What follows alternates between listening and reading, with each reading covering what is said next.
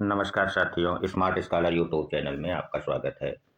आज की क्लास में जो संघीय विधायिका से संबंधित अनुच्छेद रह गए हैं, उसे हम इस क्लास में कंप्लीट करेंगे। तो इस क्लास में हम लोग डिस्कस करेंगे कि राज्यसभा और लोकसभा जो होती है, इनका कार्यकाल कितना होता है, इनके सदस्यों का कार्यकाल कितना होता है। तो चलिए, राज्यसभा के कार्यकाल अर्थात समयावधि कितना होती है, पहले इस पर डिस्कस करें। तो राज्यसभा की जो समयावधि का उल्लेख अनुच्छेद 83(1) में है, और जो राज्यसभा है वो अस्थायी सदन है, अर्थात कभी भंग नहीं हो सकता है। इसका कार्यकाल अनिश्चित काल तक के लिए है।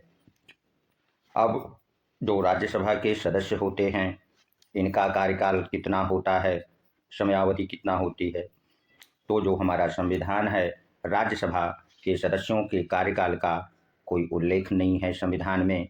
और जो राज्यसभा के सदस्य अर्थात संसद होते हैं, इनके जो कार्यकाल होते हैं, उनका निर्धारण संसद करती है।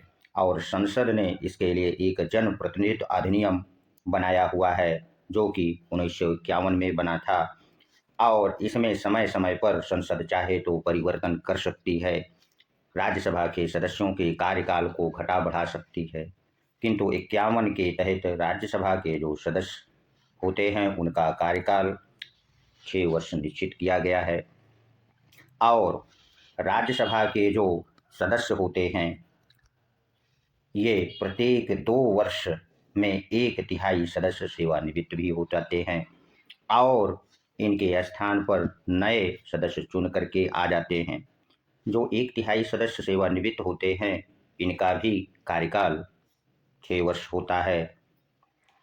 और महत्वपूर्ण तथ्य जो परीक्षा की दृष्टि से पूछा जा सकता है, प्रश्न बनाने वाला यहाँ पर आपको परेशानी में जब डालेगा तो प्रश्न कह देगा कि यदि राज्यसभा के सदस्य का स्थान मृत्यु त्याग पत्र यदि अन्य कारण से रिक्त होता है, और जब वह निर्वाचित होता है, तो वह पूरे 6 वर्ष के लिए निर्वाचित होगा कि शेष समय के लिए।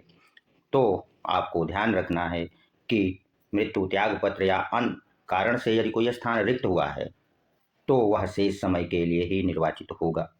तो ये था राज्यसभा की अवधि और उसके सदस्यों के अवधि से संबंध में जानकारी। अब हम लोग लोकसभा का कार्यकाल कितना होता है।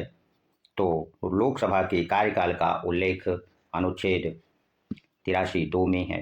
लोकसभा अस्थायी सदन होता है, तो निश्चित तौर पर इसका कोई कार्यकाल नहीं होता।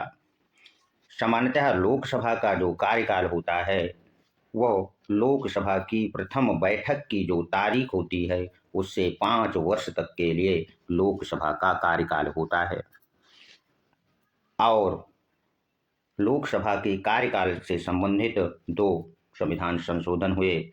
1976 में 42वां संविधान संशोधन इंदिरा सरकार ने करके जो लोकसभा है, इसका कार्यकाल 6 वर्ष कर दिया था।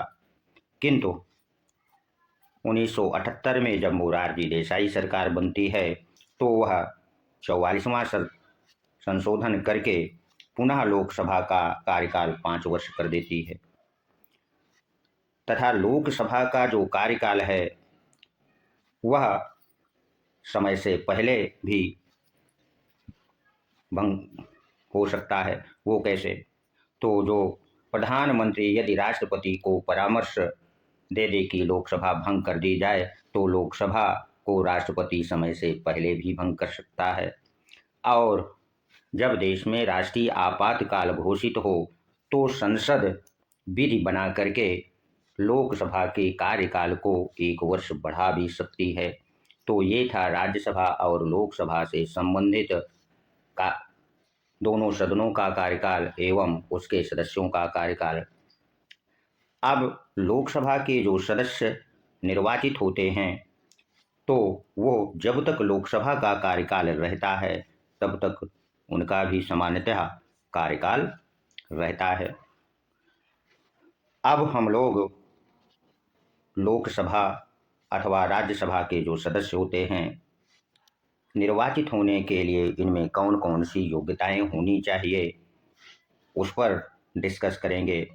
तो लोकसभा और राज्यसभा के सदस्य निर्वाचित होने के लिए व्यक्ति को भारत का नागरिक होना चाहिए।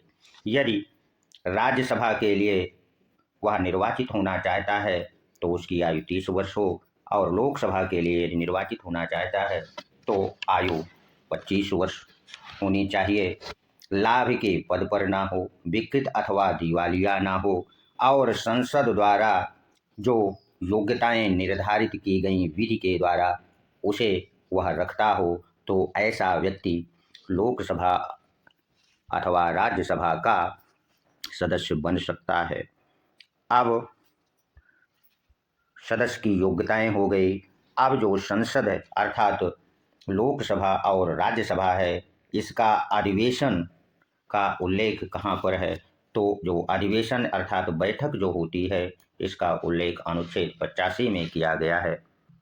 संसद की बैठक या सत्र आहूत करने का जो अधिकार होता है वह राष्ट्रपति के पास है, किंतु राष्ट्रपति प्रधानमंत्री या मंत्रिमंडल की सलाह से ही संसद का अधिवेशन बुला सकता है। किंतु संसद जब आहूत की जाती है तो दो सत्रों के बीच में 6 माह से अधिक का समय का अंतर नहीं होना चाहिए, अर्थात वर्ष में कम से कम 2 अधिवेशन बुलाना आवश्यक होता है। अब सत्र का अभिप्राय क्या होता है? तो सदन की जो बैठक आहूत की जाती है अर्थात अधिवेशन बुलाया जाता है, उसकी प्रथम तारीख से सत्रावसान, जिस दिन सत्र का सत्रावसान होता है, जो बीच का समय होता है, वह सत्र कहलाता है। यदि राष्ट्रपति जो सत्रावसान करता है तो जो संसद का सत्र चल शुरू होता है और इस तारीख को मान लो कि वो खत्म होगा, उसके पहले ही अगर विघटित कर देता है तो विघटित तारीख की अवधि, जिस तारीख को राष्ट्रपति संसद के सत्र को विघटित कर देता है, उसके बीच का समय ही संसद सत्र कहा जाता है। और लोकसभा का विघटन राष्ट्रपति मंत्रिपरिषद की सलाह पर ही कर सकता है। अब राष्ट्रपति जो सदनों में अभिभाषण करता है उसका उल्लेख कहाँ पर है, इसकी भी चर्चा कर लें। तो अनुच्छेद 86 के तहत राष्ट्रपति प्रत्येक सत्र के आरंभ में किसी एक सदन में अथवा जब एक साथ समवेत हो, जैसा वो उचित समझे, अभिभाषण देता है और किसी लंबित विधेयक पर शीघ्र विचार करने का संदेश सदनों को वह भेज सकता है। राष्ट्रपति का विशेष अभिभाषण जो कि अनुच्छेद 87 में उल्लिखित है, ये आपकी परीक्षा से विशेष अभिभाषण जो होता है राष्ट्रपति का बहुत महत्वपूर्ण है, और कई बार ये परीक्षाओं में यहाँ से प्रश्न पूछा भी जाता है। तो राष्ट्रपति विशेष अभिभाषण कब देता है? तो प्रत्येक आम चुनाव के बाद अथवा कोई नई सरकार के गठन के बाद जब प्रथम सत्र आरंभ होता है और प्रत्येक वर्ष के प्रथम सत्र के आरंभ में जब दोनों सदन एक साथ समवेत होते हैं तो वह दोनों सदनों को संबोधित करता है। राष्ट्रपति का जो अभिभाषण होता है दोनों सदनों को जो संबोधित करता है, उसके अभिभाषण को सरकार तैयार करती है, जिसमें वह सरकार की नीतियों, योजनाओं और अगले वर्ष के कामकाज के ब्यौरे को बतलाता है। अभिभाषण के बाद सदस्यों द्वारा एक प्रस्ताव सदन में पेश किया जाता है, जिसे धन्यवाद प्रस्ताव कहा जाता है। इस प्रस्ताव पर सदन में चर्चा होती है, किंतु मतदान नहीं हो सकता। अब हम मंत्रियों के जो विशेषाधिकार मिले हुए हैं अनुच्छेद 88 के तहत वे कौन कौन से हैं उसे समझेंगे। तो मंत्रिपरिषद का प्रत्येक मंत्री, चाहे वो कैबिनेट मंत्री हो, राज्य मंत्री हो या उप मंत्री हो, संसद के प्रत्येक सदन, चाहे लोकसभा हो या राज्यसभा, में भाग लेने, बोलने तथा संयुक्त अधिवेशन में बोलने का उसे अधिकार है तथा संसदीय समिति जो बनती है, यदि वह उसका सदस्य है तो उसमें भी वह भाग ले सकता है। ये मंत्रियों का विशेषाधिकार है जो कि अनुच्छेद 88 के तहत प्रत्येक मंत्री को मिला हुआ है। इसे आप बहुत ही महत्वपूर्ण अनुच्छेद समझ करके नोट्स बना लीजिए, क्योंकि अक्सर यहाँ से प्रश्न जरूर पूछे जाते हैं। अब हम लोग संसद के जो पदाधिकारी होते हैं उस पर डिस्कस करेंगे। तो संसद के पदाधिकारी से तात्पर्य हमारा यहाँ राज्यसभा के पदाधिकारी से और लोकसभा के पदाधिकारी से है, और जिसका उल्लेख अनुच्छेद 89 से 97 तक है। इसे हम एक एक करके डिस्कस करेंगे। तो राज्यसभा के जो पदाधिकारी होते हैं वो सभापति एवं उपसभापति होते हैं। सभापति का उल्लेख 89 में है और उपसभापति से संबंधित जो अनुच्छेद है वो 90 है। भारत का जो उपराष्ट्रपति होता है, यहाँ मिसप्रिंट है इसलिए बना लीजिए, उपराष्ट्रपति होता है वह राज्यसभा का पदेन सभापति होता है, और इसका जो कार्यकाल होता है वो पद ग्रहण करने की तिथि से 5 वर्ष तक होता है।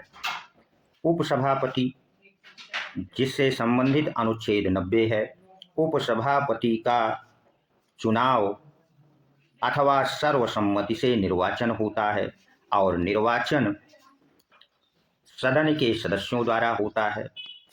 जो उपसभापति होता है उसका कार्यकाल 6 वर्ष होता है, जबकि सभापति का कार्यकाल 5 वर्ष होता है। यहाँ आपको ध्यान देना है, कार्यकाल 6 वर्ष होता है या जब तक उपसभापति सदन का सदस्य रहता है तब तक उसका कार्यकाल होगा। जो भी दोनों में से पहले हो उस समय तक वह उपसभापति के रूप में कार्य करेगा। अथवा जो उपसभापति होता है वह सभापति को त्याग पत्र दे करके अपना पद त्याग सकता है। अब जो राज्यसभा से संबंधित अनुच्छेद 91 और 92 है उसे हम लोग समझ लेते हैं। तो अनुच्छेद 91 में इस बात का उपबंध है कि जो उपसभापति या कोई अन्य व्यक्ति सभापति के रूप में कार्य करने की शक्ति प्रदान करता है उपसभापति को या किसी अन्य व्यक्ति को। किसी अन्य व्यक्ति से तात्पर्य जो राज्यसभा का सदस्य है वो सभापति के रूप में राज्यसभा की कार्यवाही कर सकता है। ऐसा उल्लेख अनुच्छेद 91 में किया गया है। आपने अक्सर देखा होगा कि कोई व्यक्ति राज्यसभा का जो सदस्य है वो सभा का संचालन करता है।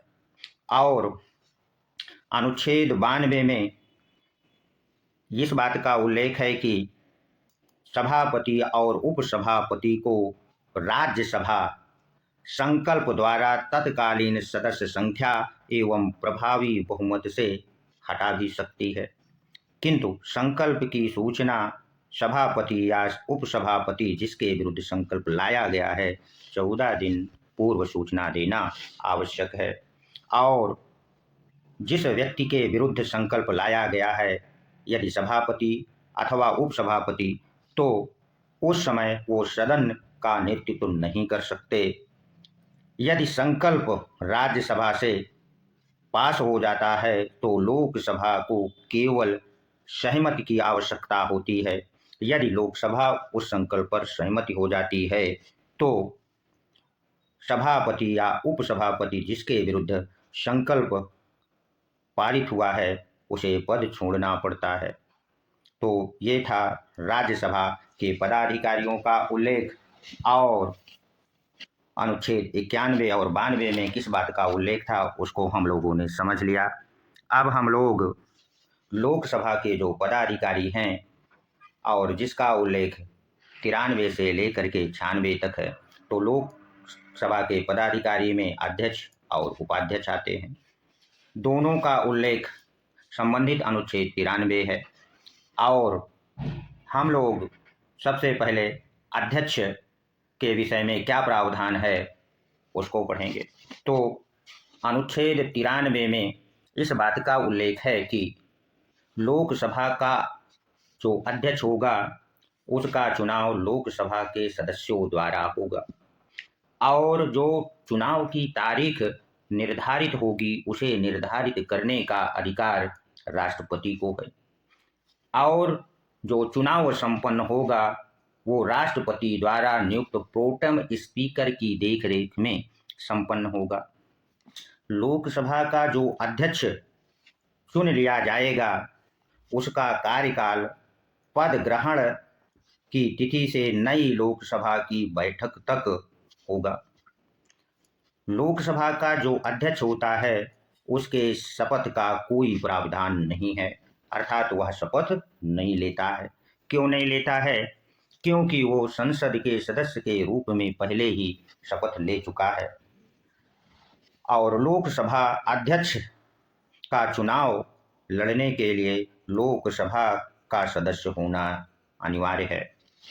अब लोकसभा का जो उपाध्यक्ष होता है इसका भी चुनाव लोकसभा के सदस्य करते हैं, किंतु जो चुनाव की तारीख निर्धारित करने का अधिकार अध्यक्ष के पास है, यानी जो अध्यक्ष नियुक्त हो जाएगा तभी उसके बाद उपाध्यक्ष का चुनाव होगा और इसका भी कार्यकाल लोकसभा अध्यक्ष के समान है, अर्थात पद ग्रहण करने की तारीख से नई लोकसभा की जब प्रथम बैठक होगी तब तक ये अपने पद पर बना रह सकता है।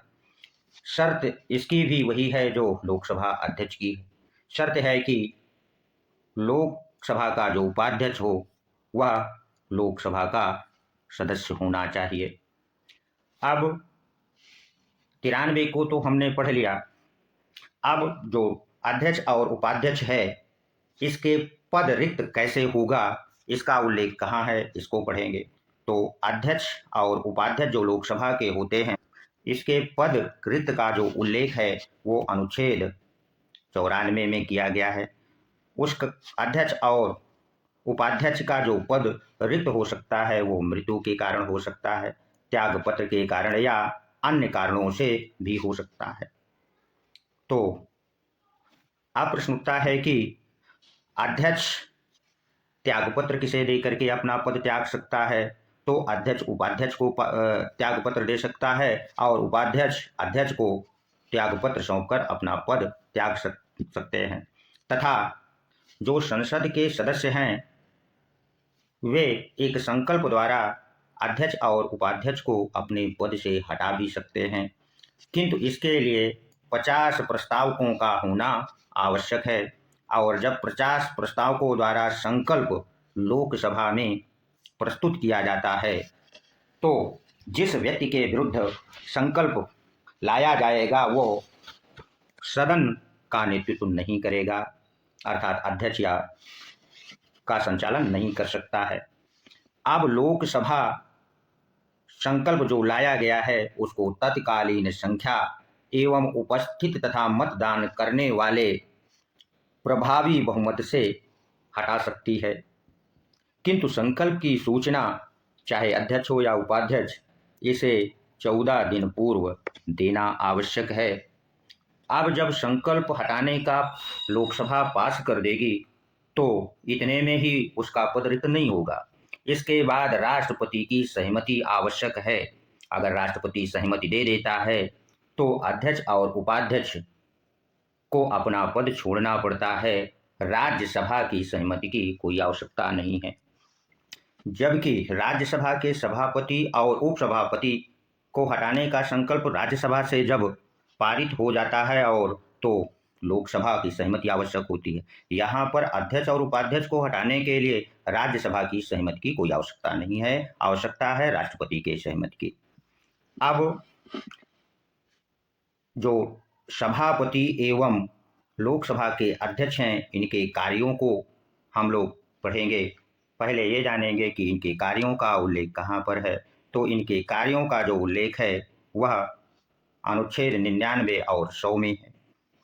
तो जो सभापति या अध्यक्ष होता है सबसे पहला कार्य इसका होता है जिसका उल्लेख अनुच्छेद 99 में है, वो अपने अपने सदनों के जो नवनिर्वाचित सदस्य आते हैं उन्हें शपथ दिलाना इनका प्रथम कार्य है। और जो ये शपथ दिलाते हैं सदस्यों को, वो अनुसूची 3 में उल्लिखित प्रारूप के अनुसार शपथ दिलाते हैं।